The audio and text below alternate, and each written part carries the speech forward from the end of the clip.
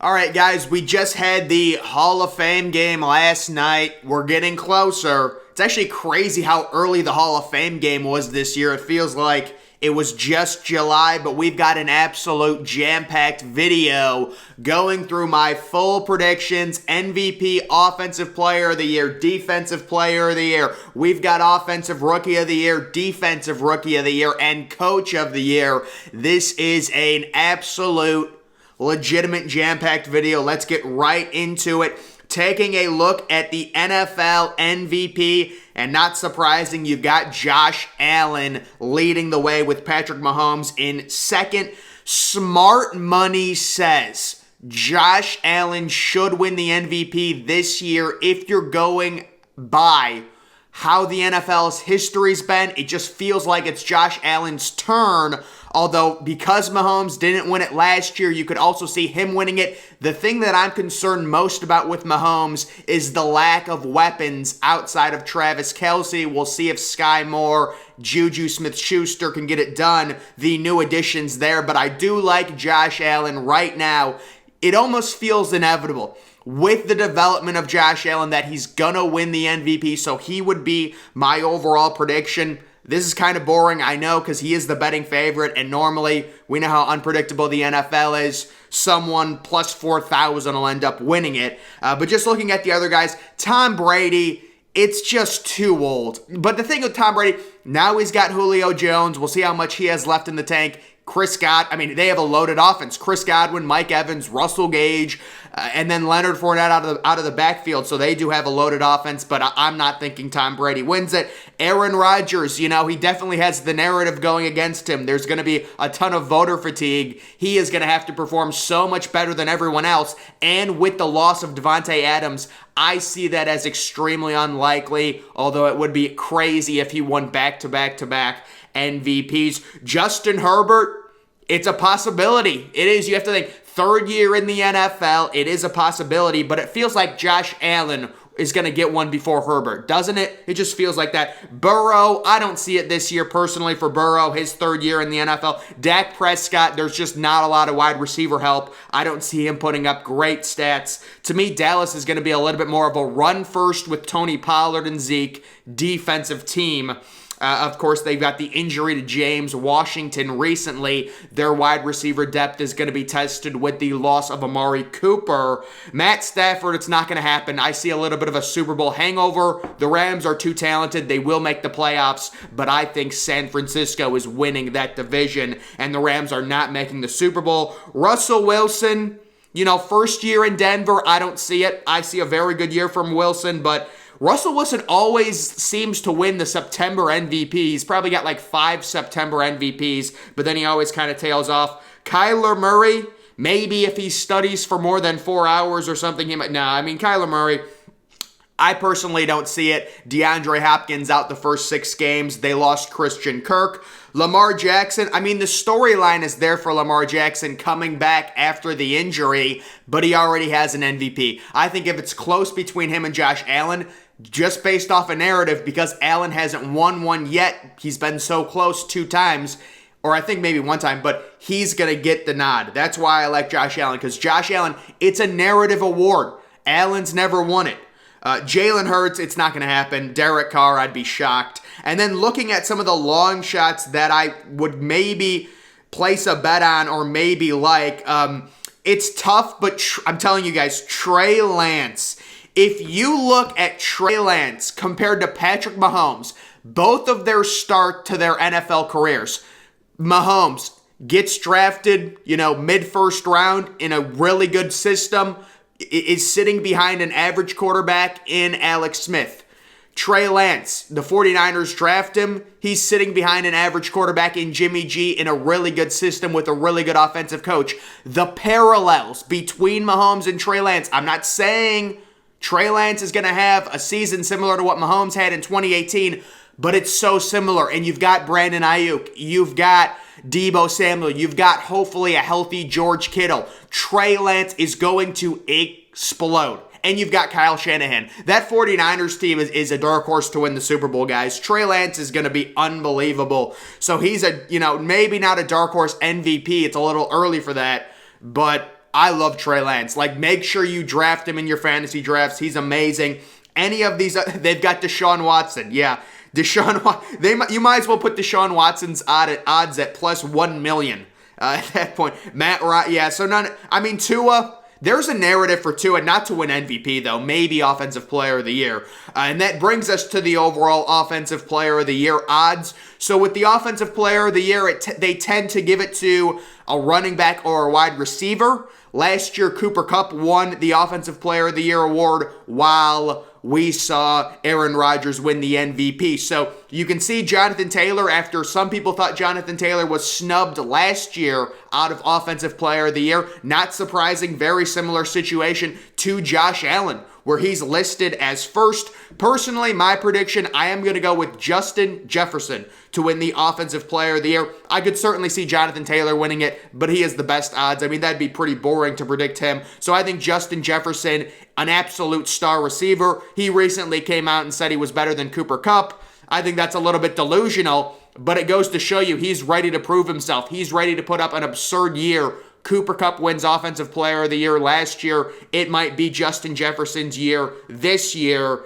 McCaffrey seems like good value, plus 2,000, of course, if he's healthy. Nick Chubb doesn't catch enough passes. Josh Allen, I doubt he'll win just because I think he's going to win the MVP. I don't think Lamar's winning it. I don't think Dalvin Cook's going to be healthy enough. Herbert, we could see a situation where Josh Allen wins MVP and Herbert wins Offensive Player of the Year. That we could see that. Kyler Murray's already won this award. I highly doubt they're going to give it to him again.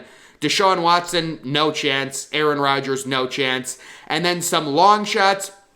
Guys, I'm intrigued with Cam Akers in that Rams offense. I know he's coming back from an injury, but to me, those are, when you compare him to the other people there, like Antonio Gibson has the same odds as Cam Akers, I think that's great value for Cam Akers. I'm expecting a huge year from him personally. And you take a look at some of those maybe CeeDee Lamb. Guys, CeeDee Lamb could go nuclear. The only problem with CeeDee Lamb is he might get double teamed. I mean, they just have no depth at the receiver position in Dallas right now with the loss of Amari Cooper. So we will see. Joe Mixon, I can't see Joe Mixon winning that award. I can't believe Allen Robinson has the same odds as Cam Akers. That's shocking to me, but Cam Akers is good value there. Draft Cam Akers in fantasy, late second, early third round. It's great value. Moving on, Defensive Player of the Year. We've got Myles Garrett and Aaron Donald, both co-favorites. TJ Watt plus 700. Micah Parsons, I'm sure, is going to be a very popular bet after his ridiculous Rookie of the Year. My prediction is Nick Bosa, who led the NFL last year in tackles for loss. He is an absolute superstar. He's never won this award, obviously, so that's why I'm taking him in part. And guys, Nick Bosa is a beast. I think Joey Bosa is too much of an injury risk. Chase Young coming off an injury, I don't think that's a good bet. Rashawn Gary, he doesn't put up enough counting stats. Khalil Mack, I see him and Joey Bosa canceling each other out, honestly. Von Miller, just too old. Danielle Hunter, now. Darius Leonard as a linebacker, it's so tough. Max Crosby is interesting. Max Crosby is a guy that gets a lot of pressures.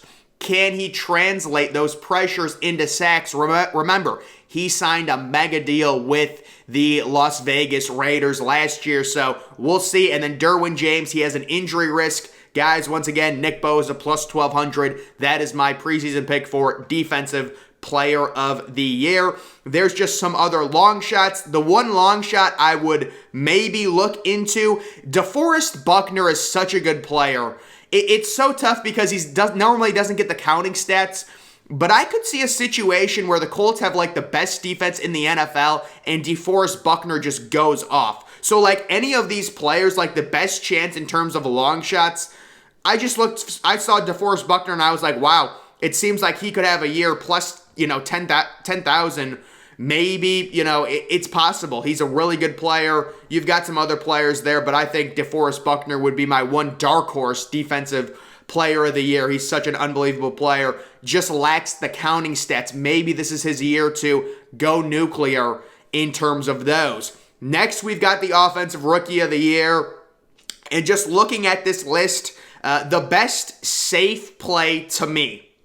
The thing with Kenny Pickett, even if he starts week 1, I don't think he's going to... It's such a tough comparison because being a rookie quarterback is so much more hard than being a rookie running back. So Kenny Pickett might be average, and I think Breece Hall, personally, he's going to start. He's the safest pick for Offensive Rookie of the Year. He's almost a lock for at least 1,000 yards just based off of overall volume. I think Michael Carter is just going to be their third down back, personally. And, they invested, the number 36 overall pick into Breece Hall. So there's a high investment. They're going to want to get a return on it.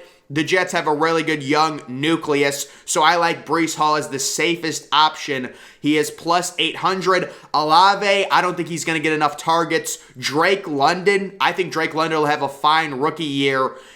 You're just concerned that the Falcons are going to lose 14 or 15 games, and it's I guess the Jets could also lose a lot, but I just like Breece Hall over him. Burks, no way. Garrett Wilson, I love, but the target share is a little bit of a question mark with Corey Davis there and with Elijah Moore there as well. Also, Zach Wilson throwing the ball, question marks there. So Garrett Wilson, while I love him, later in the season, I think he's going to show out. Breece Hall is going to get more touches early in the season. Christian Watson, I don't think that was a good pick by the Packers early in the second round. Kenneth Walker, he'll be the starter mid-season, but if you're going to pick a running back, Breece Hall is the way better value because he's going to start week 1. Sky Moore is a rookie.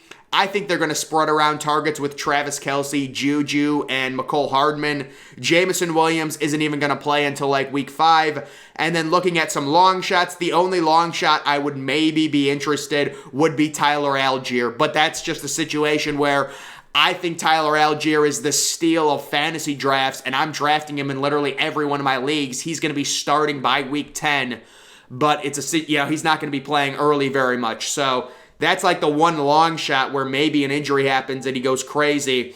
But other than that, that is Offensive Rookie of the Year. Defensive Rookie of the Year, Aiden Hutchinson and Kayvon Thibodeau, the two favorites. The player that I would choose here, and it is tough, but I'm looking at Kyle Hamilton. Now, Kyle Hamilton is an interesting story where throughout the entire mock draft season, he was a top 5 pick. Some people thought he was the number 1 overall player in the draft. He runs a bad 40 time. He falls all the way to number 14. I think the Baltimore Ravens are going to have a great year. They're going to win the AFC North. If they win the North and Kyle Hamilton shows out like I expect him to show out as a ball-hawking safety, rookie, possibly 5 or 6 interceptions. He's a guy that can tackle people. He's going to make impact plays. Pair that with the Ravens possibly having a really good defense. The narrative could be there for him to win this award over Aiden Hutchinson. Detroit should be really bad this year. Even if Aiden Hutchinson has 10 or 11 sacks, it might not matter because Detroit could lose 14 or 15 games. That would hurt the narrative for Hutchinson. Thibodeau, same thing with the Giants. They're probably not going to be very good. Trayvon Walker, I think, was not a good pick at number 1 overall. I know he played well last night in the Hall of Fame game, but I don't like that. Quay Walker, no chance. The one value play, I do love Nakobe Dean. I'm just worried about him being a linebacker, the lack of sacks he's going to be getting and things like that, and obviously not very many interceptions, but I do love Nakobe Dean. But my overall pick here is Kyle Hamilton for the Baltimore Ravens.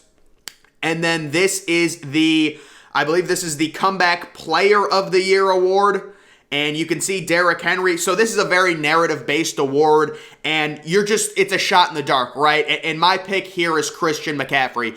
I would be very surprised if Christian McCaffrey got injured again. I think he comes back with fresh legs and has an unbelievable season, possibly 1,800 all-purpose yards, and wins this award. But of course, it is mainly based off of health. That's why you've got Derrick Henry coming back off injury. You've got Jameis Winston coming back off injury. McCaffrey. Daniel Jones, I don't know how he's plus 900. Baker, I think Baker is being underrated by people, but I don't think he's going to be good enough to win that award. Deshaun Watson, yeah, no, it's not going to happen. Michael Thomas Michael Thomas is very good value, plus 1,200. Chase Young, I heard some things that Chase Young wasn't even going to be ready. You know who was also good value? Cam Akers. Cam Akers plus 2,500. Saquon plus 2,500. We know his injury issues. But overall, I am going to go with Christian McCaffrey staying healthy and winning Comeback Player of the Year. And then we've got Coach of the Year. This is another major narrative-based award. I am going with Kyle Shanahan. I actually did some digging, and Kyle Shanahan has never won Coach of the Year. I didn't know if he had won it when the 49ers last made the Super Bowl when they lost to the Chiefs, but he didn't win it then. So this is a very narrative-based award. I think the 49ers are going to surprise everyone, win the NFC West with a young quarterback, Trey Lance. They're going to have a great offense. A lot of that is going to be attributed. Kyle Shanahan's going to get a lot of credit for, coaching up Trey Lance as a first-year quarterback, as a young QB. That's kind of how I see this situation playing out, and he is going to win this award. He has the fourth best, or really tied for second best odds, plus 1,600. So this is an award that really nobody knows what's going to happen. When you take a look at the overall odds, plus 1,400 is the highest. You can see someone like Nathaniel Hackett for Denver.